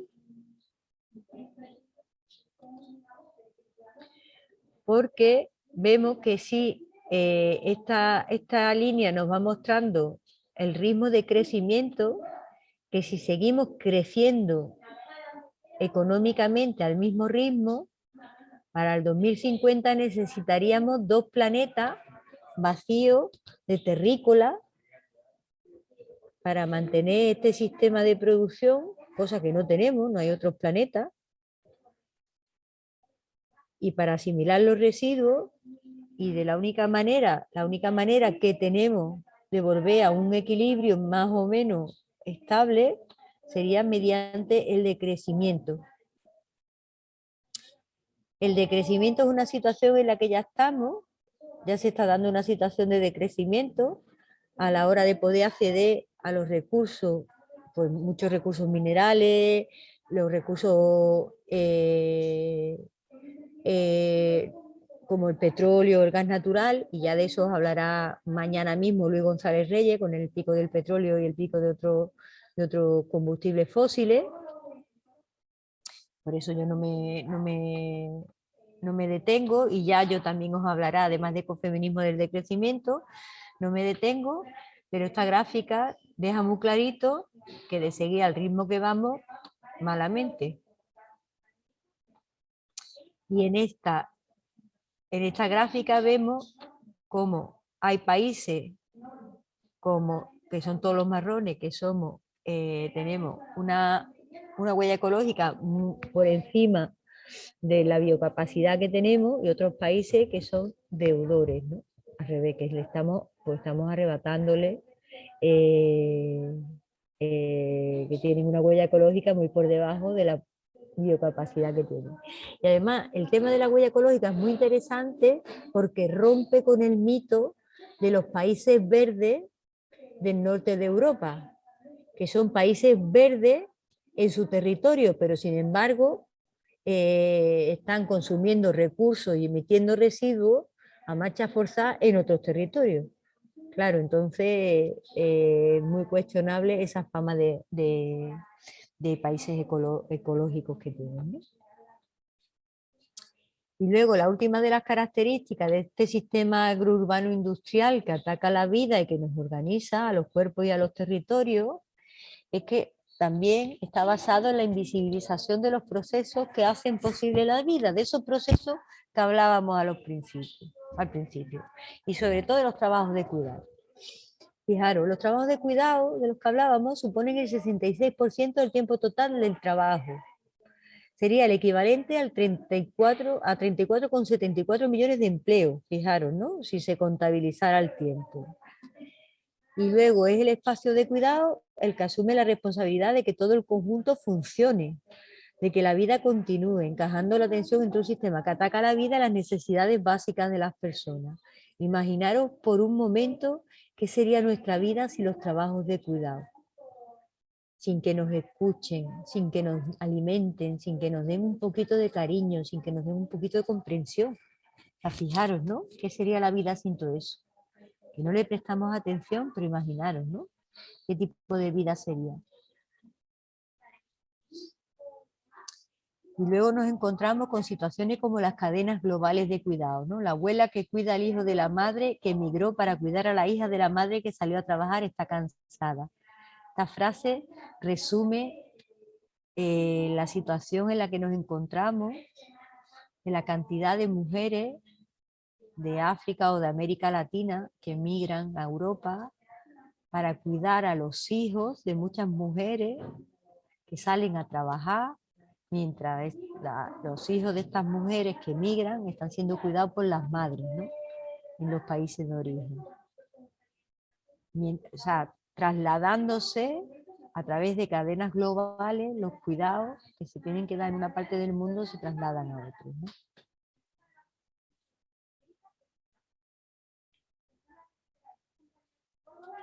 Y sin seguridad social, como comenta en la mayor parte de los casos, ¿no? Y luego teniendo en cuenta que el 70% de las personas que viven en la pobreza son mujeres, ¿no? Y eso no podemos olvidarlo. Por eso era imprescindible que en el día de hoy habláramos de la crisis sistémica ecológica y de la crisis de cuidados también. Por tanto, como conclusión, podemos decir que la humanidad nos encontramos organizada en torno a un sistema económico generador de injusticias sociales, o más bien que se basa en ella, para su supervivencia, depredador de la naturaleza de la que dependemos íntimamente, y de los cuerpos en interrelación, que no ha tenido en cuenta en ningún momento los límites que impone el sistema natural y que ya hemos rebasado, que estamos agotando los recursos fondos, provocando que las generaciones de personas que quedan por venir no tengan la posibilidad de desarrollar plenamente sus necesidades básicas, y aún así seguimos planteando medidas correctoras como el desarrollo sostenible, o como las medidas de la medida que nos están planteando en las cumbres del clima, cuando se unen los verdaderamente poderosos a decidir el futuro de la humanidad. Al final es la humanidad lo que corre peligro y que está literalmente atacando a la vida, y principalmente a la vida humana. Así que a lo mejor pues, merece la pena que nos tomemos esto en serio, ¿eh? Así que muchas gracias y mucho ánimo.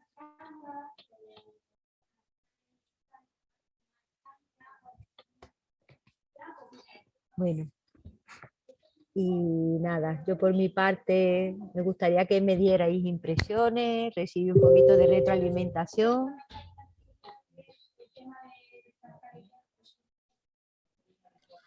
No sé si te podemos hacer preguntas. Sí, todas las que... Entiendo. Por supuesto. Todas las Sí. Sí, a mí no me ha quedado del todo claro. Bueno, no sé si hay alzamiento de mano, porque Isabel Gallego creo que iba a decir algo, pero... Dale, Nuria, y después Isabel, venga. Vale. A mí no me queda claro el cómo se trae o sea, no niego la crisis de cuidados, pero no me queda claro por qué para el ecosistema es importante. Porque al final la crisis de cuidados yo entiendo que ha existido esa crisis más allá del capitalismo, aunque es verdad que el capitalismo que nos encierra que todas las relaciones tienen que ser capitalizables, pues esto es sistema que todavía no se ha capitalizado, o más o menos. Pero bueno, entonces no me queda claro esa relación con el problema de cambio climático, quiero decir. Si me puedes desarrollar más, porque me lo he encontrado así de repente y no me... O sea, entiendo, no estoy negando que exista, porque por supuesto existe, pero ¿cómo está relacionado con el problema ecológico? Yo creo que la relación es multidimensional, Nuria. Empezando por el final de lo que hemos hablado, ¿no? De la abuela, la abuela, de la madre, las cadenas globales de cuidado, ¿no? Cómo se están globalizando las cadenas de cuidado, que eso supone desplazamientos a nivel global, al hecho de que no se reconoce la ecodependencia y la interdependencia con con todo lo que eso supone a la hora de enfrentarnos al mundo, a la hora de no reconocernos, o sea, de no tenernos en cuenta unas personas a otras, a la hora del individualismo, a la hora de no reconocernos como interdependientes, a la hora de tomar decisiones que no tienen en cuenta los efectos que pueden tener en personas de otras partes del planeta o en personas de tu misma parte del planeta en otros estratos sociales, por ejemplo.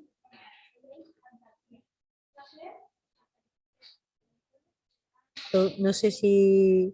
O sea, el hecho de alguna manera lo veo como dos problemáticas que se superponen para hacer el problema, la suma final, peor. pero claro, pensaba que de alguna manera iba a estar al final, no sé, obviamente no soy especialista para nada del tema, pero en las sociedades preindustriales ya existía esa crisis. Entonces, un sistema ecológicamente sostenible puede seguir teniendo este problema de crisis de cuidados que indudablemente con el capitalismo se ha empeorado. Pero no veo que, o sea, podría verlo en el sentido de que al haber roto, por así decirlo, las relaciones con el territorio, porque los cuidados se han roto y como usted ha dicho, se han globalizado, pues ahí hay una pérdida de memoria y creo que lo habíais habías mencionado lo de ideodiversidad, que yo es la primera vez que lo había escuchado. Entonces ahí sí que digo, ostras, es que es verdad, o sea, es que al final la ruptura de las relaciones familiares o comunitarias más allá de la familia, pues genera esa pérdida de memoria de cómo se han obtenido recursos, pero asimilando, o sea, dando una capacidad al territorio de regeneración. Pero claro, me cuesta verlo, más allá de ese punto me cuesta ver pues eso, la relación, por así decirlo. O sea, ¿por qué nos centramos justamente en el cuidado? Cuando la crisis de cuidados. Cuando, por ejemplo, yo podría decir también a lo mejor la crisis de la valoración o sea, las crisis del mercado laboral. ¿Por qué los cuidados tienen que venir aquí y no veo que tiene que venir el hecho de las migraciones económicas forzadas? No sé. Eso es lo que de alguna manera me cuesta entender, pero, o sea, que por supuesto suman eso, claro, pero el por qué traemos la crisis de cuidados y no otras crisis me cuesta. Relacionada con la crisis climática. Bueno, yo espero que te vaya quedando más claro a lo largo de estos días. Como nos volveremos a encontrar, ya me lo vas diciendo, ¿vale? ¿Qué más preguntas? Isabel y luego Juanra.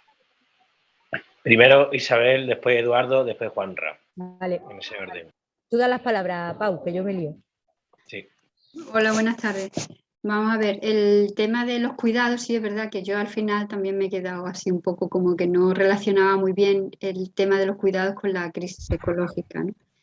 Sí que es verdad que si yo pues lo he puesto en el chat, lo he puesto 2 veces, porque el tema de los ODS, uno de los objetivos de los ODS es la alfabetización de las mujeres, sobre todo en las economías suprimidas o en el tercer mundo, ¿no? Digamos.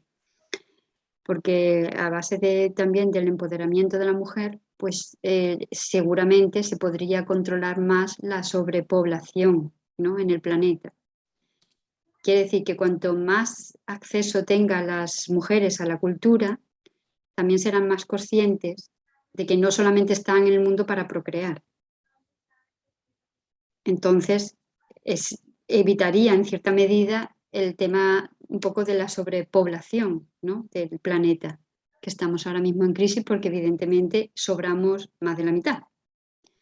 Que no solamente está en que si necesitamos otro planeta para mantenernos, sino que en realidad estamos demasiados en el planeta. Entonces, el tema de los cuidados sí que, si nos circunscribimos a lo que es los cuidados, para que las cadenas, ¿no? De cómo se creó, de cómo era nuestra vida antes y cómo podríamos volver a producir de alguna manera que no dañáramos el medio ambiente, solamente consumiendo lo que tenemos más cerca de de donde vivimos, ¿no? O sea, teniendo un poco en cuenta lo que es la economía circular y demás, sí que puedo establecer una relación entre lo que es la cadena de los cuidados, o sea, de la madre a la hija, de la hija a la nieta, etcétera, etcétera, con esa manera de producción. O sea, puedo establecer un cierto paralelismo, ¿no? Pero no alcanzo a ver, o sea, lo que es lo diametralmente opuesto, ¿no? A lo que es la economía tal como hoy está configurada en base al capitalismo, ¿vale? Porque claro, sí que es verdad que hay muchas cosas que se las debemos al capitalismo, o sea, el hecho de la economía global, cuando sí también está demostrado que la globalización es quizá uno de los procesos más dañinos con el medio ambiente, ¿no? La globalización en sí. Pero claro, el conocimiento del otro, del más allá, de otras culturas, de cómo hacen o cómo dejan de hacer, cómo piensan, las filosofías que se han instalado en el mundo, tanto los budismos como la filosofía contemporánea o cómo pasamos por la época de la Ilustración, etcétera, etcétera, todo eso también ha sido a consta de destruir unas sociedades o de sobreponer unas sociedades a otras. Entonces aquí creo yo que hay un pensamiento, o sea, que tenemos que pararnos simplemente que no solamente vale decir esto es bueno o esto es malo, sino cómo podemos configurar un mundo mejor, cómo podemos establecer ahora unas soluciones, unos paliativos que vengan un poquito más, o sea, que den un salto más allá o que vayan un paso más allá, para que no solamente nos quedemos en pensar que sí, está claro que lo que hemos hecho hasta ahora hay muchísimos errores, además errores que son súper palpables, ¿no? Que son muy plásticos, o sea, que se pueden ver de lejos incluso, ¿no? Los errores que estamos cometiendo. Pero llega un momento en que ya tenemos que plantear, ¿no? Cómo podemos paliar ciertas cosas para que no vayamos dando estos pasos ya casi que a ciegas, ¿no? Entonces, el planteamiento holístico que ponía yo también en uno de los chats es la visión holística de todos los problemas, que hoy en día también se llama transversal, la transversalidad, lo que cruza, ¿no? a todos los problemas. Es simplemente no acotar el problema, sino verlo desde múltiples rincones o múltiples ángulos, ¿no? Abordar, digamos, el problema desde muchísimas perspectivas. Entonces, el abordar, por ejemplo, el tema de la alfabetización de la mujer me parece un tema bastante interesante. Bastante interesante porque es una medida y quizá una de las principales para abordar el tema de la sobrepoblación en el mundo. Vale, gracias Isabel. Ujú. Porque ya como ya ya habías comentado la idea. Bueno, el tema de que sobramos la mitad, yo perdona que disienta contigo. Yo creo que Hombre, es una manera de hablar, ¿no? No quiere decir que sobremos la mitad, ¿no? pero es peligroso, ¿no? Porque ahí andamos Claro. ya con pensamientos neomalthusianos. Sí, Y ahí ya lo admito. ahí yo ahí disiento con tu punto de vista. Yo creo que hay una entraríamos en la necesidad de redistribuir la riqueza, en fin, ahí, o sea, no hay recursos para que todo el mundo viva como el norte global. Pero si la riqueza se redistribuyera, de otro gallo cantaría. Cuando hablamos también del tema de la cadena globales de cuidado, que se visibilice, que están feminizados, no quiere decir que tengan que ser las mujeres las que la asuman. Simplemente se visibilizan, pero los cuidados tienen que ser, buscamos una correspondencia y además, vuelvo, esa yo creo que puede ser otra de la respuesta también para la compa de antes, que es que se me ha perdido, Nuria. Otra de las respuestas para la compa de antes con respecto a la crisis de cuidado. Hay un problema gordo y es que los cuidados están feminizados y están cada vez más privatizados y encerrados en el interior de las casas. Los cuidados tienen que ser comunales, tienen que ser comunitarios y nos tenemos que corresponsabilizar. Y eso va de la mano también de adquirir otros modos de vida mucho más sostenibles, mucho más locales y mucho más menos dependientes del petróleo, menos dependientes de los combustibles fósiles, en fin, otras formas de vida que buscan satisfacer a través de satisfactores sinérgicos por las necesidades básicas humanas sin que sean tan petrodependientes, ¿no? O sea que realmente si ponemos sobre la mesa la idea de que somos ecodependientes e interdependientes, tenemos que concebir otra forma de organizarnos y de relacionarnos que no responda a la lógica capitalista depredadora de vida. No sé si me voy explicando con esto. Y luego, el tema de los ODS y la Agenda 2030, pues también tiene otro debate. O sea, el tema de la equidad de género no solo va por el tema del empoderamiento de las mujeres a través de la alfabetización, sino que va por otros temas. Y aparte, entre los objetivos del milenio hay precisamente uno que habla del crecimiento económico, que yo qué sé, haría la pregunta de si es posible plantearse un objetivo, una meta, la Agenda 2030, teniendo como uno de los objetivos el desarrollo económico limitado, teniendo en cuenta todo lo que hemos visto y lo que vamos a estar viendo en estos días. Y luego también nos invito a que sigamos pensando en esa crisis de cuidado y en esa relación que existe con la emergencia climática, ¿no? Y siguiente pregunta. Eduardo. Sí.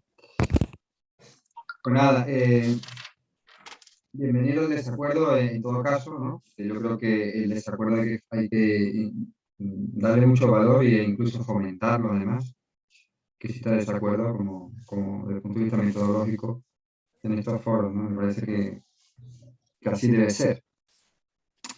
Sí, yo analizando un poquito el trasfondo de la crítica al modelo capitalista desde el punto de vista estructural, me viene a la mente, haciendo un poco abogado del diablo, me pudiera venir a la mente que la alternativa, bueno, que se ha planteado teóricamente y en la práctica al modo de producción capitalista fue el socialismo, pero, como digo, haciendo abogado del diablo, ya vimos también en qué se convirtió los modelos socialistas en relación al medio ambiente.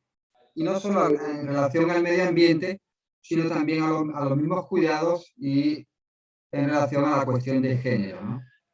Es decir, no hubo mucha diferencia cualitativa con respecto al capitalismo en el modo de producción, en las fábricas, en el socialismo real, el impacto en el medio ambiente fue brutal. Y si lo trasladamos a la actualidad, puedo poner un ejemplo, ya que he vivido en Venezuela varios años, un ejemplo de lo que estoy hablando. Es decir, por un lado, la palabra socialismo ya la tenemos muy estigmatizada a nivel mundial. Es un emblema derrotado, ¿verdad? Entonces es difícil poder hablar de socialismo hoy en día. Pero si, y más aún, el socialismo del siglo XXI, donde se planteaba incluso en el programa del Plan de la Patria de Hugo Chávez, un principio que era el ecosocialismo, y en la práctica yo puedo dar fe de cómo se ha explotado todo lo que es el arco del río Orinoco para la extracción de minerales, sobre todo oro, por parte del Estado, en pro del desarrollo para poder sustituir el déficit de la obtención de divisas por la crisis del petróleo. Entonces vemos ahí la contradicción en el discurso y en la práctica del socialismo del siglo XXI. Entonces la pregunta sería, ¿qué tipo de alternativas pudiéramos plantear tanto al capitalismo como al socialismo real y como al socialismo del siglo XXI? Es decir, ¿cómo podemos levantar una bandera o un emblema que ha quedado desgastado y darle la vuelta y presentarlo a la sociedad para que de alguna manera fuéramos delimitando la alternativa? Porque si no, al final, claro, la abstracción también puede ser un punto en contra para estas visiones radicales en el buen sentido de la palabra del ecologismo, ¿no? Me alegra que me hagas esa pregunta. Me creo firmemente los principios del ecofeminismo decrecentista. Y damos pie a la última pregunta, que vamos, no me voy a explayar más porque para eso viene ya Herrero. Entonces, damos pie a la última pregunta y con esto cerramos porque son las 8:01. ¿No? Había una palabra más pedida, ¿no? Juan, ¿la tenía? Yo te tenía, pero nada, sí. Se va a volver a hablar de la gráfica que has puesto antes de, según el sistema que se elija, volvemos otra vez a tener una Tierra en vez de dos. ¿Sabes qué es lo que te quiero decir? La huella ecológica. La huella ecológica, exactamente. Se va a volver a hablar de ello, ¿no? Bueno, no sé si se hablará de esa gráfica o no, se hablará del decrecimiento como alternativa. Eso es a lo que voy. Vale. No seguro. Pero Vale, ¿cuál era la pregunta? Nada, que si imaginamos un escenario en el que solamente se usa un planeta, que sería lo ideal, siempre se me viene a la cabeza qué pasará con los países empobrecidos para que tengan unos niveles de vida buenos, digamos. No que se parezcan a los países del norte, sino que tengan una vida acorde a los principios básicos de la vida, vaya. Entonces, claro, hoy, justamente ayer vi en la COP y tal, lo que se ha hablado en la COP y demás, que los países todavía en vías de desarrollo están diciendo, oye, a mí no me pongáis restricciones, ustedes los países del norte, que yo necesito desarrollarme también, o sea, ponérselo a ustedes y a mí me dejáis en paz. Entonces, si solamente se va a consumir, de aquí a 2050, existe el escenario de esa huella ecológica de una tierra, yo me pregunto qué pasará con esos países. Porque tampoco podemos pedirles, o sea, decirles, oye, no, ustedes tenéis que tener estas condiciones cuando han sido expoliados durante siglos. Que el decrecimiento, yo estoy a favor del decrecimiento, pero el decrecimiento yo creo que no se lo puedes poner a un país africano. No se lo puedes poner.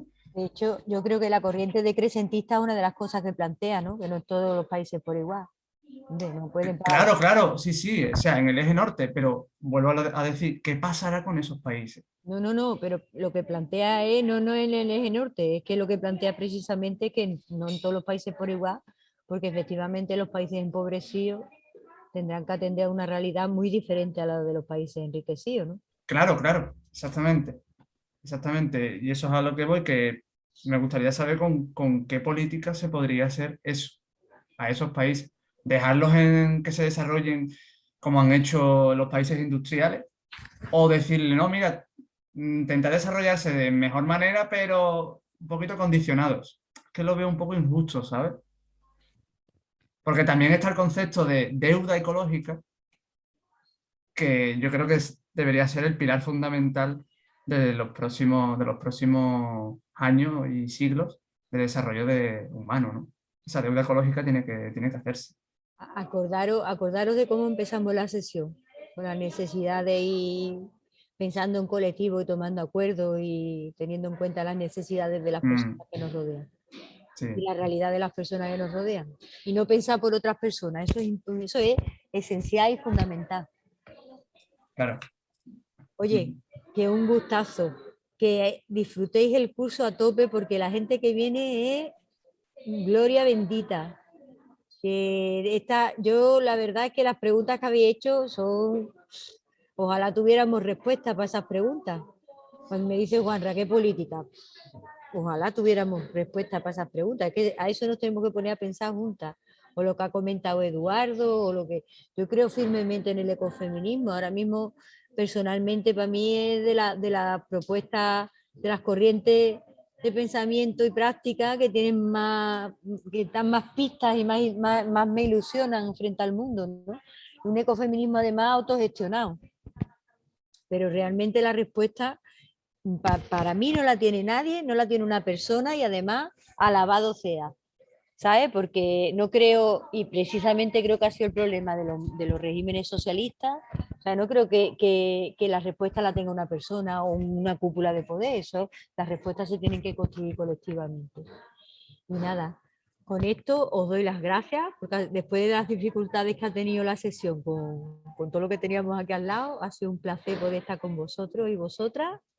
Y bueno, asomaré el hociquillo por aquí. Esta semana creo que no, porque me voy a un congreso a Vitoria, pero que ha sido un auténtico placer y muchas gracias a Paulino y a María José por currárselo también. Y muchas gracias a todas las personas que estáis aquí y que sigáis para adelante, que el proyecto este merece la pena. A ver si somos capaces de verdad de materializar unos planes de emergencia climática que pongan las pilas, que nos pongamos las pilas desde las universidades andaluzas, que seamos un ejemplo para el resto del Estado. Bueno, antes de que se vaya todo el mundo en estampida, muchas gracias, Ana. Pues muchas gracias a todas y a todos por participar. Yo voy a ser muy breve. Solo os pido, por favor, que vayáis a vuestras redes sociales, Twitter, Instagram, odio este momento, pero lo tengo que hacer, y Facebook, y nos busquéis declarándonos en emergencia climática y que mañana nos vemos a las 5 de la tarde, ¿vale? En la guía 1.2 tenéis el enlace para entrar en la ponencia de Luis y que nos vemos mañana. Que un besito para todas y que descanséis.